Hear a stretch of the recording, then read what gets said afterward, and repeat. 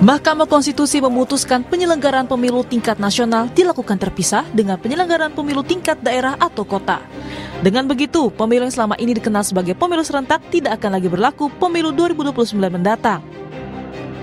Pemilihan dilaksanakan secara serentak di seluruh wilayah Negara Kesatuan Republik Indonesia untuk memilih anggota Dewan Perwakilan Rakyat Daerah Provinsi, anggota Dewan Perwakilan Rakyat Daerah Kabupaten Kota, dan Gubernur atau Wakil Gubernur, Bupati atau Wakil Bupati, dan Wali Kota atau Wakil Wali Kota yang dilaksanakan dalam waktu paling singkat 2 tahun atau paling lama 2 tahun 6 bulan sejak pelantikan anggota Dewan Perwakilan Rakyat dan anggota Dewan Perwakilan Daerah atau sejak pelantikan Presiden atau Wakil Presiden.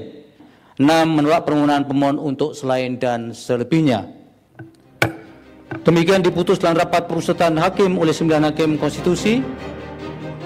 Respon putusan MK, Partai Nasdem menilai putusan MK tersebut inskonstitusional atau melanggar Undang-Undang Dasar 1945. Pasalnya, MK sebelumnya memerintahkan pemilu dan pilkada dilaksanakan serentak sekali dalam 5 tahun.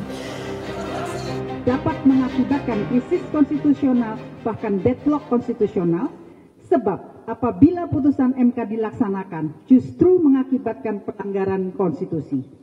Pasal 22E UUD NRI 1945 menyatakan, pemilu dilaksanakan setiap 5 tahun sekali, ayat 1. Kemudian, pemilu sebagaimana dimaksud pada ayat 1 tersebut diselenggarakan untuk memilih presiden, wakil presiden, anggota DPR, DPE, DPD, dan DPRD, ayat 2. Dengan demikian, ketika setelah 5 tahun periode DPRD tidak dilakukan, maka terjadi pelanggaran konstitusional. Sementara Wakil Ketua Umum Partai Golkar Bambang Susatyo bilang partai politik tak bisa menolak putusan MK dan DPR harus segera memproses perubahan aturan perundang-undangan. Kendati demikian, Bamsud mengkritik MK yang dinilai membuat keputusan berubah-ubah. Iya, karena memang kita tidak bisa lagi menolak itu karena udah final and binding. Tinggal bagaimana kita menyesuaikan dengan putusan itu, dengan mekanisme yang ada, sistem yang ada, dan bagaimana implementasinya, apakah memungkinkan dari sisi anggaran, dari sisi lain-lain, banyak sisi yang mesti dibahas. Tapi ini bukan hal baru, kita pernah memajukan dan memundurkan pilkada. Tapi yang pasti pemilu itu kan bunyi konstitusinya 5 tahun, nggak boleh lebih dari 1 hari pun nggak boleh lebih. Ya mau nggak mau, karena ada pasal yang berubah ya, dari sama-sama menjadi tidak sama-sama, sehingga keputusannya ya norma baru. Pasca putusan MK yang memisah pemilu nasional dan lokal, DPR menggelar rapat dengar pendapat dengan sejumlah pakar hukum.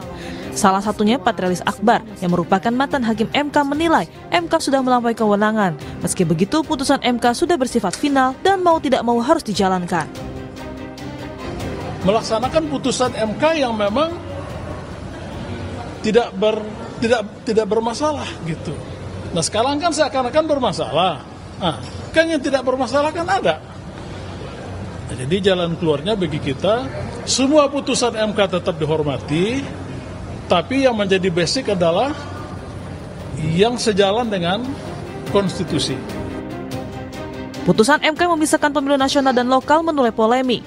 Akankah putusan ini dinilai sebagai bentuk pelanggaran konstitusi atau putusan ini bisa menjadi solusi mengurangi beban penyelenggara dan pemilih? Tim Liputan Kompas TV. Saudara, Mahkamah Konstitusi memutuskan 2029 pemilu tak lagi 5 kotak alias serentak seperti tahun 2019 dan 2024. MK bilang pemilu nasional akan dipisah dengan pemilu daerah atau kota dengan jarak waktu 2 hingga 2,5 tahun. Putusan MK pun menuai polemik. Siapa diuntungkan? Siapa yang dirugikan? Apa dampaknya untuk pemilu 2029 mendatang? Kita bahas bersama sejumlah narasumber yang hadir melalui sambungan daring. Pengamat pemilu sekaligus dosen pemilu Fakultas Hukum Universitas Indonesia, Titi Anggreni. Selamat pagi, Mbak Titi. Selamat pagi, Mas Mario. Terima kasih Mbak sudah bergabung di Dialog Sapa Indonesia pagi hari ini. Ketua Komisi 2 DPR RI sekaligus Ketua Pemenangan Pemilu Partai Nasdem Kalimantan Selatan, Muhammad Rifki Nizami Karsayuda. Selamat pagi, Mas Rifki. Selamat pagi, Mario. Terima kasih Mas Rifki sudah bergabung dan juga Direktur Parameter Politik Indonesia Adi Prayitno. Selamat pagi Mas Adi. Pagi Mario. Terima kasih Bapak dan Ibu yang sudah bergabung di Dialog Sapa Indonesia Pagi. Saya sebenarnya mau ke Mbak Titi terlebih dahulu untuk menjelaskan terkait dengan putusan MK ini. Tetapi sepertinya saya ke Mas Rifki yang sudah memberikan memberikan kritik terkait dengan MK ini. Mas, Ketua Umum Anda, Pak Surya Paloh mengatakan bahwa MK teledor dan melakukan pencurian terhadap kedaulatan rakyat. Apa maksud sebenarnya pernyataan ini dan apakah sebenarnya Nasdem dan juga partai-partai lain yang mengkritik itu juga lebih banyak ruginya dengan putusan MK ini? Ya, Dewan Pimpinan Pusat Partai Nasdem sudah memberikan pernyataan resmi, ada 10 poin pernyataan resmi yang kami berikan, dan saya kira semua sudah bisa dilihat secara jelas oleh publik apa yang menjadi argumentasi Partai Nasdem. Kenapa Partai Nasdem kemudian dalam tanda kutip mengkritik putusan Mahkamah Konstitusi nomor 135 garis miring PUU garis miring tahun 2024 ini. Basic argumentasi Partai Nasdem adalah basic argumentasi konstitusional, bukan basic argumentasi politik praktis.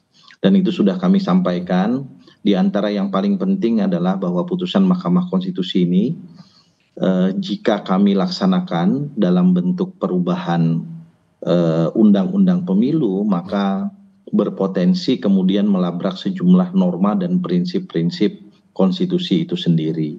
Salah satu yang banyak sekali kemudian disampaikan oleh publik selain statement resmi dari Partai Nasdem adalah perbenturan putusan Mahkamah Konstitusi yang mengharuskan jeda 2 sampai 2,5 tahun sejak pemilu nasional untuk menyelenggarakan pemilu daerah yang di dalamnya adalah salah satunya adalah pemilihan umum untuk teman-teman anggota DPRD, itu jedanya lebih dari 5 tahun.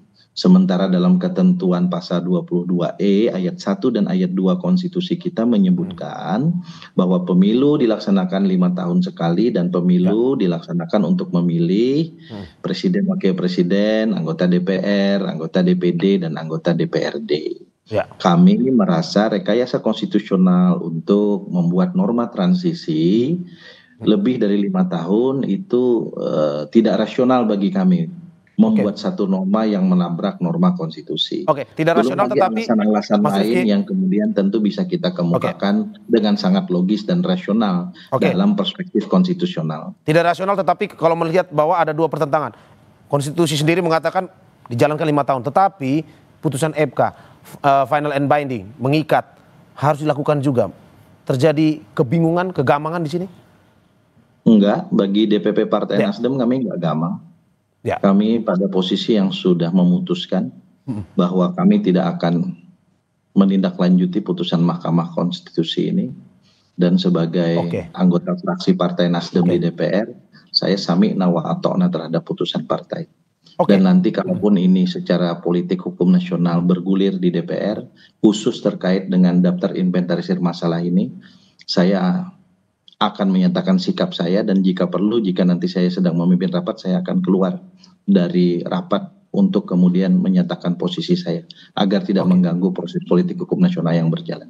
Mas Rifki, saya tegaskan lagi, berarti tidak mengikuti aturan MK yang baru, putusan MK yang baru dari Nasdem dan juga Anda sebagai pribadi sebagai Ketua Komisi 2. Saya sebagai pribadi, sebagai anggota fraksi Partai Nasdem di DPR RI. Sebagai Ketua Komisi 2 DPR RI, saya menunggu arahan dan putusan pimpinan DPR RI. Kemarin Mbak Titi juga kami undang dalam rapim terbatas di DPR yang dipimpin oleh Profesor Sufmi Dasko Ahmad. Kami mendengar, kami ingin menerima masukan, tetapi nanti pada saatnya jika memang ini dimasukkan dalam daftar inventarisir masalah rancangan undang-undang pemilu, selain saya menyatakan sikap saya sebagai anggota fraksi Partai Nasdem, dan jika perlu pada saat membahas ini saya tidak akan memimpin rapat agar kemudian tidak terjadi konflik of interest. Lebih memang pada akhirnya ya ini keputusan pribadi yang mengikuti juga nanti pada Komisi 2 nanti. Tetapi secara umum karena ada permintaan terkait dengan revisi Undang-Undang Pilkada dan juga Undang-Undang Pemilu. Ke depan apakah Anda sebagai Ketua Komisi 2, sebagai pribadi yang juga bergabung di Partai Nasdem, akan mengikuti juga terkait dengan revisi ini, mengikuti putusan MK yang terbaru, ataukah ya sudah seperti Anda bilang tadi tetap pada pendirian Anda? Kalau revisi Undang-Undang Pemilu kan sebuah keniscayaan, karena kita ingin memang melakukan desain besar terkait dengan kepemiluan kita. Dan kami juga telah mengundang banyak sekali pakar kepemiluan, para ahli tata negara, ahli pemerintahan untuk kami dengar di Komisi 2 DPR RI, sembari kami sekarang sedang terus melakukan evaluasi terhadap pemilu yang berjalan tahun 2024, apakah itu pileg, pilpres, termasuk pemilihan gubernur, bupati, dan wali kota yang sampai dengan detik ini masih ada proses PSU di beberapa tempat. Jadi kalau rancangan undang-undang pemilunya menurut saya itu sebuah keniscayaan yang harus kemudian kita bahas. Tetapi kemudian khusus terkait dengan pemilu nasional dan pemilu lokal sesuai dengan putusan Mahkamah Konstitusi nomor 135 tahun 2024 ini, Partai Nasdem sekali lagi punya posisi untuk tidak pada pihak yang ingin menindaklanjutinya dalam bentuk revisi undang-undang pemilu. Oke. Terima kasih Mas Rifki. Saya ke Mbak Titi. Mbak Titi, ini eksklusif juga nih kita mendengar sikap dari Partai Nasdem, sikap dari Mas Rifki sendiri sebagai Ketua Komisi 2 terkait dengan kita tidak akan mengikuti putusan MK, tetapi tetap dalam Undang-Undang Konstitusi yang mengatakan 5 tahun sekali.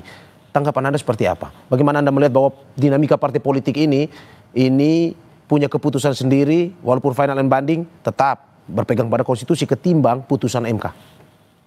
Ya, saya kira Pak Rifki adalah politisi yang matang ya. Selain politisi juga pembelajar hukum tata negara yang sudah pada tingkatan pakar begitu. Jadi pasti Pak Rifki memahami seperti apa harus bersikap dalam konteks sebagai politisi dan juga pakar hukum tata negara. Pengabdian di parlemen itu kan bukan hanya untuk partai ya, tetapi juga untuk kepentingan yang lebih besar. Saya kira tentu saja putusan Mahkamah Konstitusi berdasarkan konstitusi kita bersifat final, mengikat begitu, dan memang pembentuk undang-undang harus menindaklanjutinya. Dinamika merespon putusan Mahkamah Konstitusi ya memang seperti ini. Ada penerimaan, ada kritik, kontroversi, termasuk misalnya pada waktu soal syarat usia ya, hampir semua pihak mengatakan Mahkamah Konstitusi tidak konsisten, Mahkamah Konstitusi tidak mengikuti apa yang sudah menjadi langgam putusan MK dalam putusan-putusan terdahulu. Tetapi kan rakyat menunjukkan kebijaksanaannya pada waktu itu, ketidakpuasan, ketidaksukaan, direspon dengan upaya hukum yang sudah diberikan. Kita lihat setelah putusan 90 tahun 2023, banyak sekali masyarakat ataupun organisasi yang kemudian menguji kembali putusan tersebut. Karena memang itulah dinamika dan mekanisme yang diberikan oleh konstitusi kita. Jadi ya harapannya tentu saja para elit, para politisi memberikan teladan budaya konstitusi yang baik kepada masyarakat, dan setiap ketidakpuasan itu disalurkan melalui mekanisme yang sudah diberikan begitu ya, deliberasinya dibuka. Jadi menurut saya saat ini deliberasinya kan menggunakan medium-medium media begitu ya. Media menjadi jembatan komunikasi antara politisi, masyarakat, dan juga para pakar. Nah ini tantangan, mestinya DPR segera buka forum formal untuk mendeliberasikan ini secara akuntabel. Dengarlah semua pihak secara berimbang dan proporsional. Karena misalnya kalau pernyataan bahwa putusan ini menabrak pasal 22E ayat 1, tapi kan ada juga banyak pihak yang mengatakan tidak menabrak pasal 22E ayat 1 karena konsepnya adalah konsep masa transisi. Nah, saat ini yang diperlukan justru membawa ini ke forum deliberasi yang difasilitasi oleh pembentuk undang-undang, maka pihak-pihak yang punya pandangan ini bisa didengar secara terbuka lalu juga akuntabel kepada publik, dan perdebatannya kemudian menjadi perdebatan yang betul-betul argumentatif begitu ya. Jangan misalnya DPR itu hanya mengundang pihak-pihak yang kontra, lalu pihak-pihak yang mendukung tidak didengar. Nah, ini catatan yang pertama. Yang kedua, soal putusan Mahkamah Konstitusi ini satu bagian saja, satu babak saja dari bangunan pemilu kita. Jadi kalau kita bicara sistem pemilu itu saja punya 7 variabel. Nah, yang diputus oleh MK ini adalah variabel penjadwalan atau format pemilu. Pemilunya itu tetap serentak. tapi serentak nasional dan serentak daerah. Dan justru yang disebut pemilu serentak itu adalah seperti yang diputuskan oleh MK. Karena keserentakan pemilu itu dalam banyak desain kepemiluan dan juga standar kepemiluan global adalah menyerentakkan pemilu dalam jenis yang berbeda pada tingkatan yang sama. Jadi ya pemilu legislatif nasional dengan pemilu eksekutif nasional, legislatif daerah dengan eksekutif daerah. Kalau yang di 2019 dan 2024 itu disebut sebagai pemilu borongan begitu, karena semua diborong. Nah, yang kedua yang berikut adalah Mas Mario ya.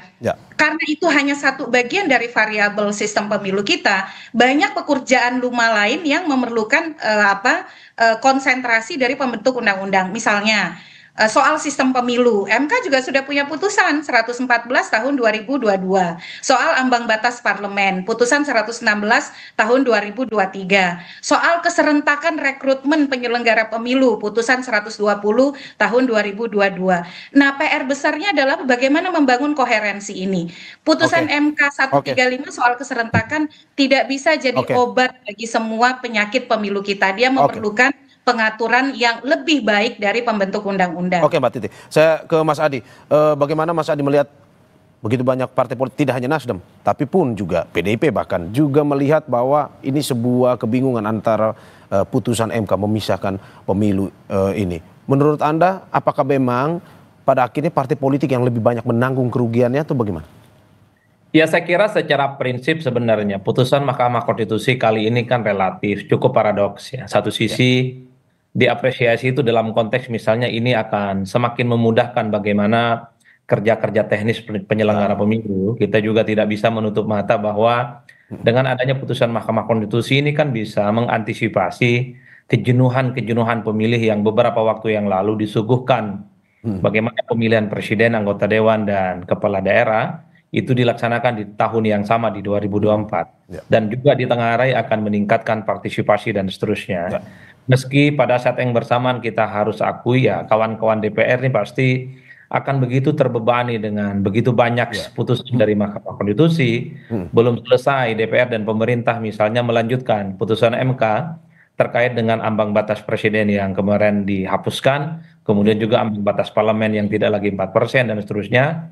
Ini muncul putusan Mahkamah Konstitusi yang memisah antara pemilu nasional dan daerah. Ini yang sepertinya membuat sejumlah politisi, kawan-kawan di DPR itu nggak happy. Kok rasa-rasanya Mahkamah Konstitusi ini kan mengambil alih semua pekerjaan yang dimiliki oleh DPR. Itu yang disebut dengan melampaui batas kewenangan. Dan yang kedua, paradoksnya itu adalah kalau mau jujur Mas Mario, putusan Mahkamah Konstitusi memang ini bukan semacam obat yang menyembuhkan semua persoalan. Tapi kalau kita mau jujur, sebenarnya yang paling prinsip dari desain dan rekayasa kepemiluan kita itu adalah bagaimana menyelesaikan persoalan-persoalan kepemiluan kita secara substansial. Misalnya jangan lagi ada politik uang, jangan lagi ada politik bansos jelang pemilu, jangan lagi misalnya ada penggunaan aparatus kekuasaan jelang pemilu, jangan lagi misalnya ada oknum-oknum penyelenggara yang nakal, birokrasi yang kemudian digerakkan. Tentu ini tidak bisa dijawab apakah pemilu itu dipisah nasional atau pemilu di level daerah. Tentu ini tidak bisa dipisah apakah pemilu itu serentak atau tidak serentak. Bagi saya secara prinsip tergantung bagaimana partai politik punya komitmen. Siapapun yang punya akses untuk melakukan kecurangan yang sudah tadi saya sebutkan, punya tidak iman politik supaya tidak nyerong-nyerong menggunakan aparatus Mas Adi. dan seterusnya itu untuk menangkan. Berarti menurut Anda saya tegaskan putusan MK ini sebenarnya tidak masuk pada substansi permasalahan pemilu ya, tetapi memang lebih tidak ada substansinya. Memang ini diniatkan supaya misalnya nanti pemilih di daerah itu tidak tertutup misalnya dengan isu-isu nasional. Karena keserentakan pemilu di 2024 kalau mau jujur, ini kan pemilu seakan-akan hanya rasa pilpres. Pileg, kemudian pilkada, pun DPRD itu kan tidak dinilai secara signifikan. Jadi dalam konteks itu ada sedikit substansi yang menurut saya diharapkan di kemudian hari akan ada perbaikan kualitasnya. Tapi faktor-faktor kecurangan terkait dengan pemilu yang saya kira cukup meresahkan dari pemilu ke pemilu yang lain adalah hal-hal yang per hari ini bagi saya belum tersentuh secara signifikan. Akhirnya siapapun yang ingin bertanding di pemilu di negara kita kan rumusnya sederhana. Cukup kendalikan penyelenggara, cukup main bansos, cukup misalnya konsolidasi aparatus kekuasaan dengan ASN, menang dia. Mau pilpres, mau pileg, mau pilkada, DPRD dan seterusnya.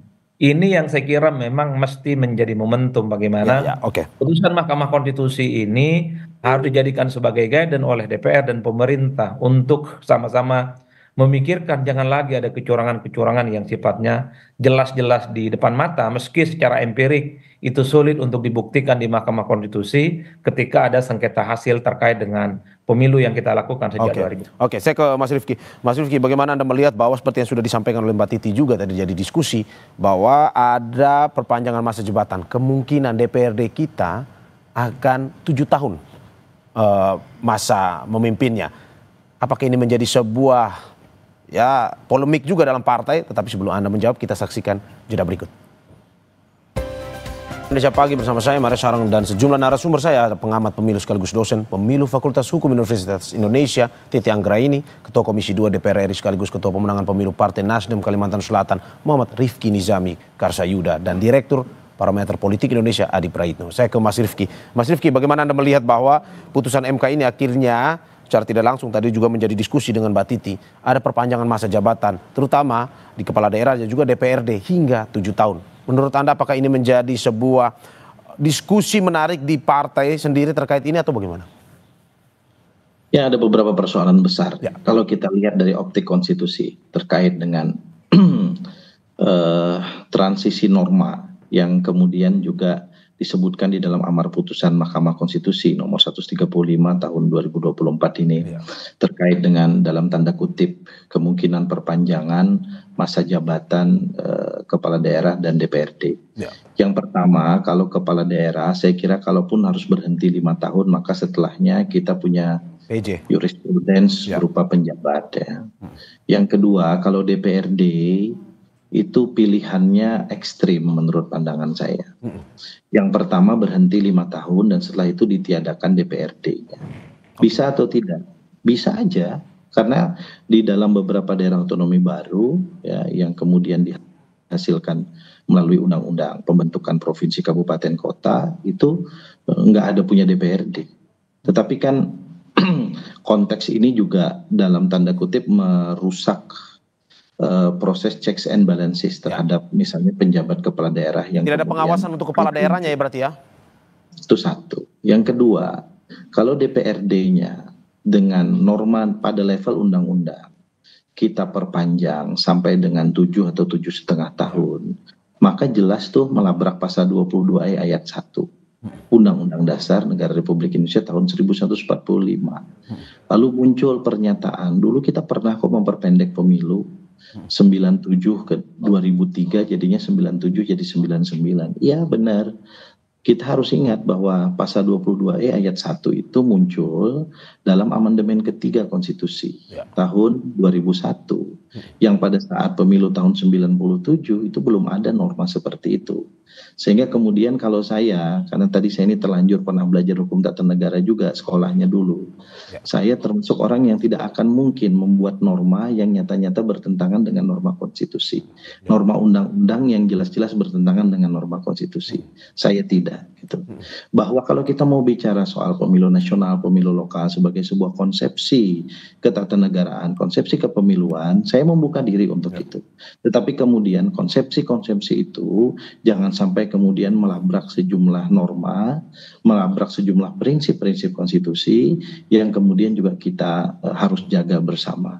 Saya kira Mahkamah Konstitusi secara institusional adalah satu lembaga kekuasaan kehakiman yang telah kita beri kewenangan konstitusional dalam berbagai kewenangan, tapi kita juga harus ingat bahwa tidak ada satupun institusi yang tidak berpotensi untuk dalam tanda kutip baik khilaf maupun melakukan kesalahan dalam melaksanakan kewenangannya. Dan karena itu izinkan kali ini kami menyampaikan pikiran pandangan kami terkait dengan putusan Mahkamah Konstitusi. Kami sama sekali tidak mau melakukan makar konstitusi, tidak. Kami justru ingin mengingatkan kepada Mahkamah Konstitusi ketika terjadi kekhilapan dalam putusan, kekhilapan dalam penerapan prinsip-prinsip konstitusi, mari kita kembali pada konstitusi itu sendiri. Karena itulah prinsip dasar negara hukum konstitusional Indonesia kita. Oke, saya ke Mbak Titi. Mbak Titi menarik bahwa sudah ada pemikiran terkait dengan jika pada akhirnya ini ada pemisahan ada jeda waktu 2 sampai 2,5 tahun. Kemungkinan akan ada PJ lagi, tapi dari DPRD sendiri kemungkinan ada 2 tadi, bahwa ya kita tidak lagi menggunakan DPRD, stop di 5 tahun, tetapi ruginya tidak ada check and balancing untuk kepala daerah. Menurut Anda seperti apa? Ya, pertama kembali kepada judul ya, untung rugi pemilu nasional, pemilu lokal. Aktor pemilu itu kan setidaknya ada 3. Ada pemilih, ada penyelenggara, ada peserta. Kalau dari hitung-hitungan objektif, pemisahan pemilu serentak nasional dan daerah, itu akan lebih membawa insentif untuk pemilih dan penyelenggara. Dari sisi beban, evaluasi terhadap kepemimpinan politik, serta dari sisi orientasi pada program. Jadi dalam konteks analisis beban, yang setidaknya para ilmuwan pemilu sudah lakukan, memang pemilu serentak yang dipisahkan nasional daerah akan lebih membawa insentif kepada pemilih, penyelenggara, dan juga tujuan pelembagaan partai. Itu yang pertama. Yang kedua, kalau dari sisi presiden, sebenarnya penerapan norma transisi yang kemudian dilakukan dengan rekayasa konstitusional itu sudah pernah kita lakukan dalam bingkai Undang-Undang Dasar 1945 pasca amandemen. Kalau kita kembali misalnya kepada penataan pilkada serentak nasional begitu ya, 2024 itu kan pilkada serentak nasional. Konsekuensinya apa? Pilkada di 2022 dan 2023 itu ditiadakan. Padahal pasal 18 ayat 4 Undang-Undang Dasar kita menyatakan gubernur, bupati, wali kota dipilih secara demokratis. Dipilih loh. Dipilih itu bukan diangkat. Tapi kan kemudian karena kita di masa transisi, kemudian ada kebijakan bahwa di masa 2022-2023 tidak ada pemilihan. Yang ada adalah pengisian melalui penjabat. Itu bagian dari norma transisi yang bisa menjadi pembelajaran ketika kita melihat masa transisi pengisian DPRD dan kepala daerah. Jadi dalam konteks ini menurut saya kita punya preseden. Walaupun dalam konstruksi yang berbeda, tapi namanya norma transisi. Jaminan konstitusionalnya sudah diberi oleh putusan MK. Bagaimana operasionalisasinya? Operasionalisasinya oleh pembentuk undang-undang.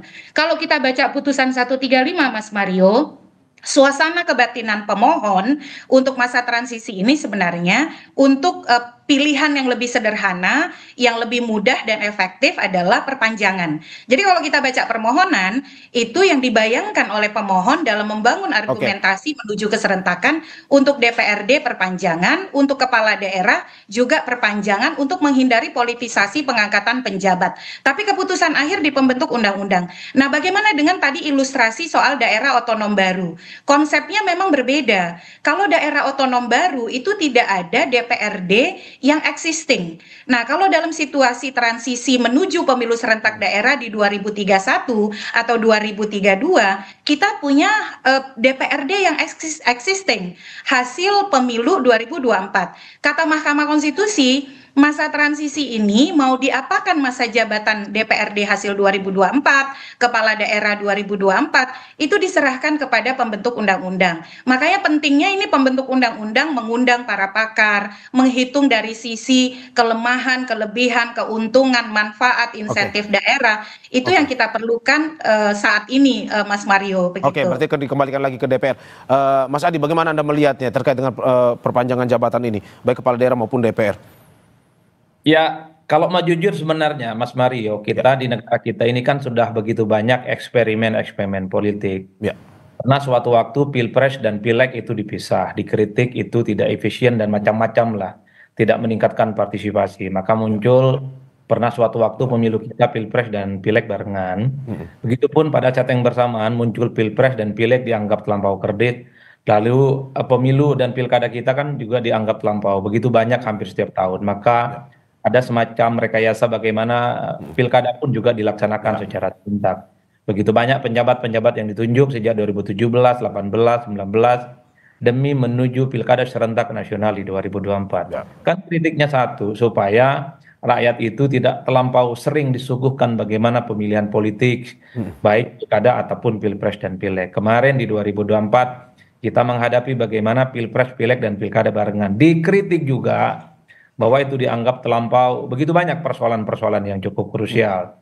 Ada kejenuhan, kemudian ada beban terkait dengan penyelenggara, kemudian kualitas pemilu kita tidak oke. kemudian pemilu kita itu seakan-akan hanya soal pilpres, hanya soal Prabowo, hanya soal Anies, hanya soal Ganjar, tapi tidak bicara tentang pada level pileg seperti apa dan pilkada. Maka putusan Mahkamah Konstitusi ini sebenarnya dalam banyak hal memang diikhtiarkan bagaimana peningkatan kualitas pemilu di Indonesia. Meski harus saya akui karena begitu banyak eksperimen politik di Indonesia, tentu tidak bisa dijawab apakah pemilu ketika dipisah nasional ataupun dengan daerah itu dilaksanakan secara berbeda akan menghilangkan persoalan-persoalan krusial. Bagi saya secara prinsip adalah mungkin di kemudian hari juga akan lahir putusan-putusan dari Mahkamah Konstitusi misalnya yang meminta supaya pemilihan eksekutif dan legislatif juga dipisah, supaya pemilu dan pilkada tidak rasa eksekutif tapi juga ada rasa pileg. Ini kan bagian dari bagaimana mekanisme ketika ada pihak-pihak yang kemudian mencoba untuk mencari desain kepemiluan yang dianggap mantap, dianggap oke, ya tentu melalui Mahkamah Konstitusi.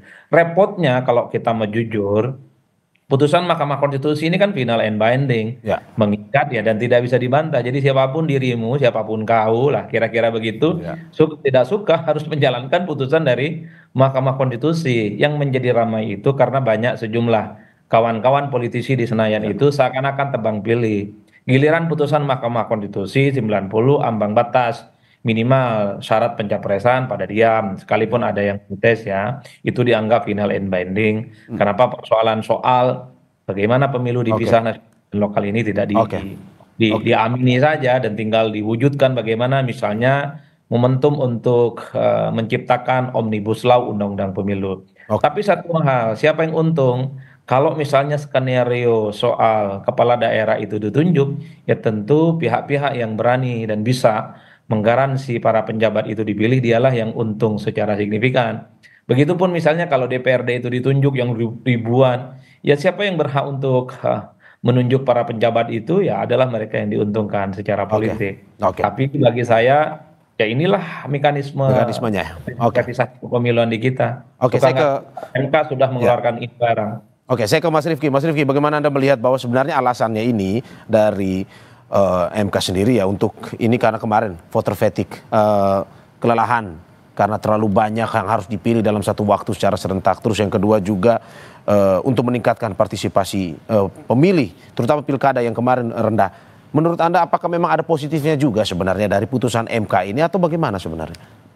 Ya, seluruh alasan-alasan teknis kepemiluan itu tidak boleh sama sekali melanggar prinsip-prinsip dasar konstitusi, itu aja bagi saya. Kalau soal prinsip, kalau soal teknis-teknis itu saya terbuka. Saya juga pernah menulis disertasi soal pemilu nasional, pemilu lokal. Saya menulis disertasi 2013 tentang partai politik lokal di Indonesia.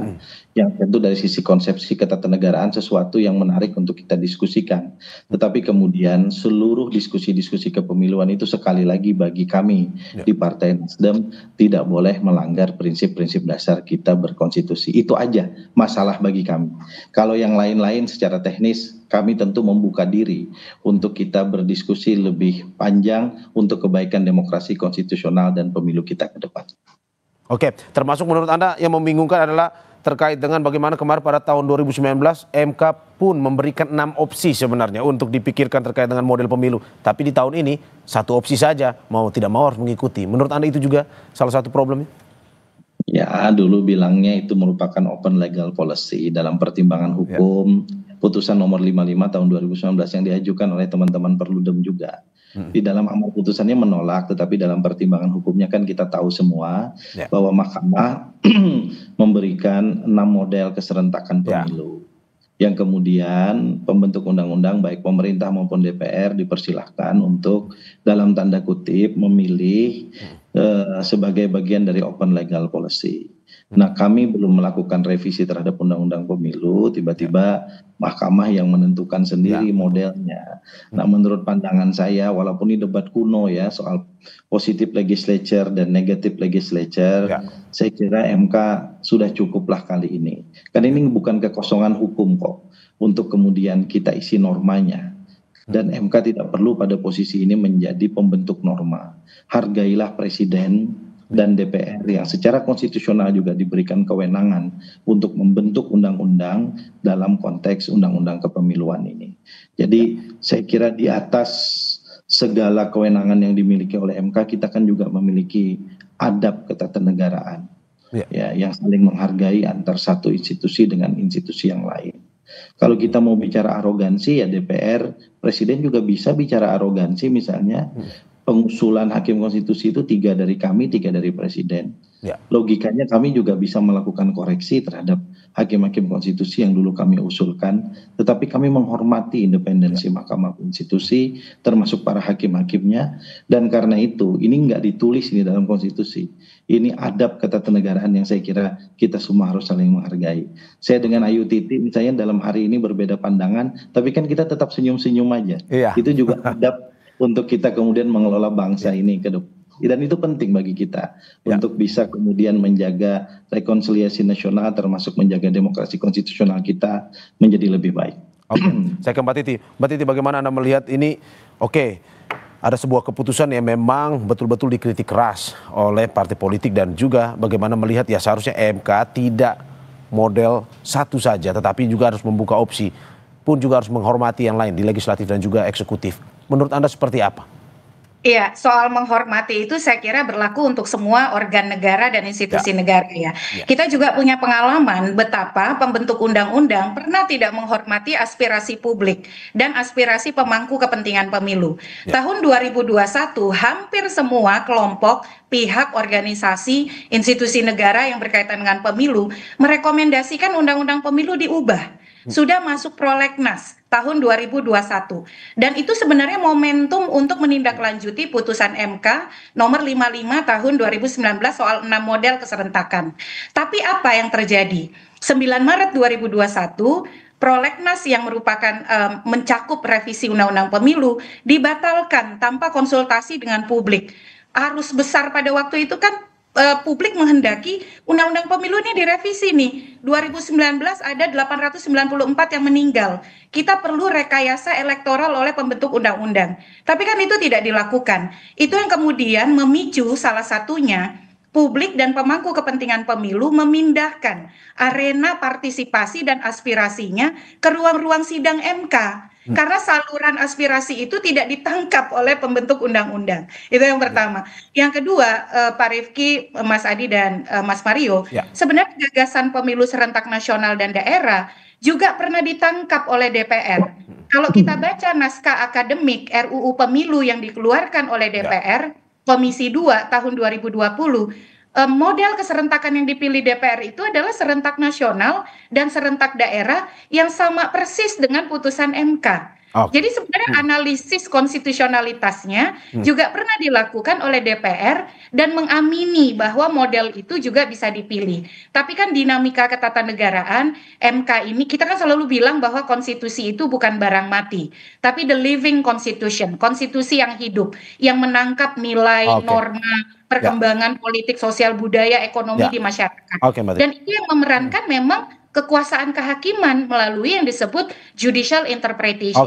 Dan jadi kalau kita tahu dalam perkembangannya banyak sekali judicial interpretation yang sudah dilakukan oleh MK. Harapan kami, Mas Mario, perdebatan ini dibawa ke ranah pembentuk undang-undang melalui revisi undang-undang pemilu, sehingga lebih komprehensif, lebih inklusif, lebih akuntabel, dan partisipatif. Saya ke Mas Adi. Terakhir, Mas Adi, bagaimana Anda melihat tadi Mas Rifki mengatakan bahwa ya hormatilah ada legislatif dan eksekutif, tapi dari Mbak Titi sendiri bahwa MK adalah jalan terakhir di mana sebenarnya diskusi itu tidak bisa dibawa lagi ke legislatif. MK lah tempat pada akhirnya mereka menyampaikan opsi-opsi terkait dengan pemilu yang menurut ini yang paling baik. Menurut Anda seperti apa? Ya kalau mau jujur sebenarnya Mas Mario, ini semacam power interplay. Jadi kalau kita mau jujur kepentingan-kepentingan politik di negara kita, sebut saja partai politik, DPR itu kan punya kepentingan. Misalnya begitu banyak undang-undang yang mereka buat, sekalipun itu menutup aspirasi, begitu banyak protes dan resistensi, kan itu disahkan, undang-undang Omnibus Law, revisi undang-undang Cipta Kerja, dan bahkan desakan misalnya soal bagaimana mempercepat undang-undang perampasan aset dilakukan, tapi kan tidak dilakukan. Sekalipun itu sudah diundangkan, tapi harus kita akui Mahkamah Konstitusi itu kan berkah bagi kelompok-kelompok aktivis, pegiat demokrasi ketika muncul lahir undang-undang yang dibuat oleh DPR dan pemerintah itu merugikan, merusak demokrasi, maka perjuangannya adalah Mahkamah Konstitusi. Dan begitu banyak putusan Mahkamah Konstitusi yang dianggap ihdinas siratal mustaqim pasca putusan Mahkamah Konstitusi 90 ya, Misalnya ketika parlemen ambang batasnya tidak lagi 4%, Ya. ketika soal pilpres kemudian zero threshold, sesuatu yang diperjuangkan cukup lama, termasuk juga soal bagaimana mekanisme dan desain pemilu, apakah nasional dan lokal, apakah serentak dan tidak, itu kan juga bagian dari berkah yang kemudian dijadikan sebagai tempat perjuangan Mahkamah Konstitusi bagi kelompok-kelompok aktivis menyampaikan visi dan gagasan politik.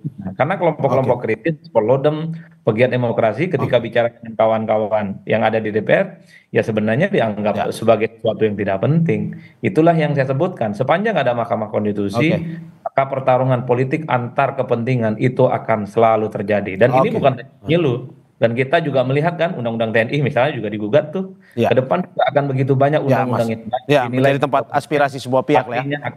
Akan digugatkan di Mahkamah Konstitusi. Oke, terima kasih atas apa yang disampaikan pengamat pemilu Titi Anggraini, Ketua Komisi 2 DPR RI sekaligus Ketua Pemenangan Pemilu Partai Nasdem Kalimantan Selatan Muhammad Rifki Nizami Karsayuda dan juga Direktur Parameter Politik Indonesia Adi Prayitno. Apa yang disampaikan semoga ini bisa memberikan pencerahan terkait dengan model pemilu terbaik untuk negara kita tercinta ini. Sehat-sehat selalu Bapak Ibu atas apa yang disampaikan. Terima kasih. Saudara jangan kemana-mana, Sapa Indonesia Pagi akan segera kembali dengan informasi lainnya. Salah satunya pemerintah Brazil membuka kemungkinan untuk menempuh